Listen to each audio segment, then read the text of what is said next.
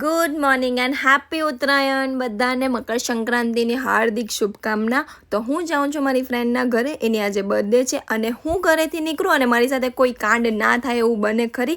તો મારી ગાડી થઈ ગઈ છે પંચર અને મારો એક જૂનો ફ્રેન્ડ પણ મને મળ્યો છે, જે મારો વેકેશનનો ફ્રેન્ડ છે ને બહુ ટાઈમ પછી મળ્યો છે, પણ એને મને ઓળખ્યો નહીં. સિરિયસલી યાર, હવે પહેલાં જે ઉત્તરાયણ રહી જ નથી. પહેલાં કેટલા પતંગ ચગતા અને આ જો આકાશમાં એક પણ પતંગ નથી દેખાતો. Outfit check and this is my Uttarayan outfit. યાર તમે કમેન્ટ કરો, તમે લોકો કમેન્ટ નથી કરતા હું કેવી લાગુ છું. ચલો ભાઈ, રેડી થઈ ગયા કે નહીં? 5 વાગ્યા. Ready, all ready.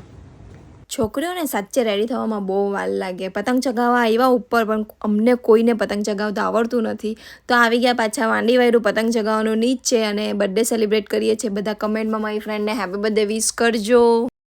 Happy birthday to you, happy birthday to you, happy birthday dear Tejal, happy birthday to you. પછી રાત્રે ડિનર ત્યાં જ કરીને હું આવી ગઈ ઘરે. તો મળીએ કાલે, બાય.